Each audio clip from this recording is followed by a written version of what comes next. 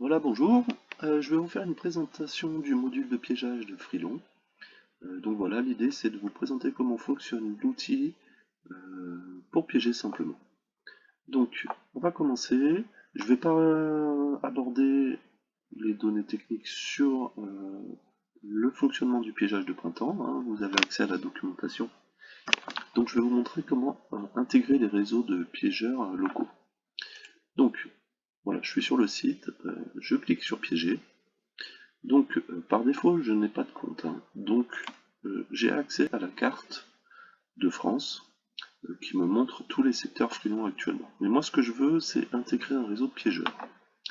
Donc je vais tout simplement me connecter et je vais créer un compte. Donc pour commencer je vais créer un compte sur un secteur de test des Monts du Lyonnais. Voilà. Donc test Monts du Lyonnais. On va essayer comme ça. Donc je vais mettre une adresse et ce qui va déterminer le fait que je vais pouvoir participer au piégeage dans les monts du Lyonnais, c'est ma ville de résidence. Donc je vais indiquer que j'habite cette ville. Et là, voilà, il me montre que ma commune est couverte par le secteur qui s'appelle Mont-Roman. Donc j'accepte et j'enregistre. Ah, il n'aime pas mon email. Donc on va en mettre une deuxième. Voilà. J'ai déjà dû faire un peu des tests. Voilà, donc maintenant je suis connecté. Et quand je clique sur piéger, je vais avoir un accès différent. Donc là, il va me mettre automatiquement sur mon secteur. Donc si on dézoome, on va voir qu'on est bien dans les monts du Lyonnais, près de Lyon. La différence, c'est que là, j'ai accès au réseau de piégeurs. Donc voilà, je vais vous expliquer ce qu'on voit sur la carte. Donc qu'est-ce qu'on voit? Là, on voit des emplacements de pièges. Ce sont des citoyens qui ont déjà posé des pièges. En tout cas, des emplacements. Il n'y a pas forcément de pièges physiques associés pour le moment. On va voir aussi des nids de frelons détruits, donc en rouge avec une croix, on peut cliquer dessus, on y reviendra. On peut voir des zones à défendre en noir, et des ruchers. Voilà. Moi ce qui m'intéresse pour le moment, c'est de participer et d'intégrer ce réseau de piégeurs. Donc comment est-ce que je fais? Tout simplement, je vais indiquer un emplacement de piège, et c'est ça qui va déterminer ma participation au piégeage. Donc je vais chercher où j'habite. On va dire que j'habite par ici. Et je n'ai qu'à cliquer sur la carte pour ajouter un emplacement de piège. Donc il me demande si je suis sûr. Je confirme. Et voilà. J'ai créé mon piège. Donc il clignote, car c'est mon piège. C'est pour indiquer, pour retrouver plus facilement mon piège sur la carte.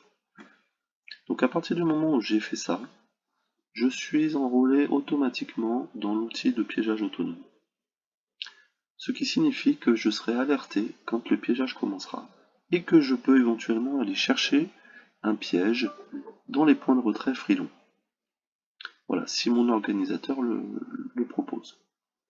Donc, vu que c'est mon piège, je peux cliquer dessus pour accéder aux propriétés.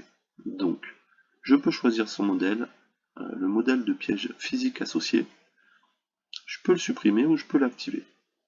Je peux aussi ajouter des captures et accéder au QR code du piège pour pouvoir venir mettre à jour les captures avec mon smartphone, voilà, plus simplement. Donc, activer un piège, ça signifie mettre de l'appât dedans. Donc pour l'instant, j'ai pas posé de piège physique chez moi, et la campagne n'a pas démarré. Donc si je veux l'activer, je ne pourrai pas. Déjà, il me dit que je n'ai pas de modèle de piège associé. Donc, je vais en associer un. Et si je l'active, donc il me dit que c'est pas possible d'activer car la campagne de piégeage n'a pas encore démarré. ce qui est normal. Donc ça, j'expliquerai dans une autre vidéo comment ça fonctionne précisément. Voilà, je peux essayer de voir les autres pièges. Là, on a un problème de confidentialité, donc je n'ai pas accès aux informations des autres piégeurs. Voilà. Information importante, si mon organisateur de secteur a défini un mode de piégeage restreint, je ne pourrai pas poser de piège en dehors des zones indéfenses ou des ruchers. Donc vous voyez, ces rayons d'action déterminent là où je vais poser un piège. Je vais pouvoir poser un piège. Voilà. Donc, une fois que tout ça est fait, donc on peut poser des emplacements de pièges toute l'année. Et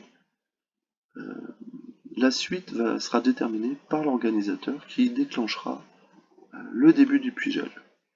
Voilà, donc comme je vous le disais, ça sera l'objet d'une autre réunion. Oui, une dernière info importante. Vous voyez, je ne vais pas pouvoir poser de piège sur les rayons d'action des autres pièges. Ce mécanisme permet d'optimiser tous les efforts du piégeage, puisqu'on ne va pas avoir plusieurs citoyens qui vont poser des pièges aux mêmes endroits. Déjà, c'est pas utile, et en plus, on va économiser énormément d'énergie et d'argent à bien mailler le territoire de cette manière.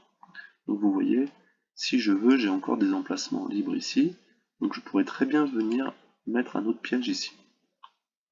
Voilà, comme ça. Donc ce que j'ai fait. Voilà. Là, cette zone commence à être bien couverte, donc inutile d'en rajouter. Et je vais essayer d'en rajouter un autre. Voilà, je peux. Normalement, il y a une limitation, donc définie par l'organisateur.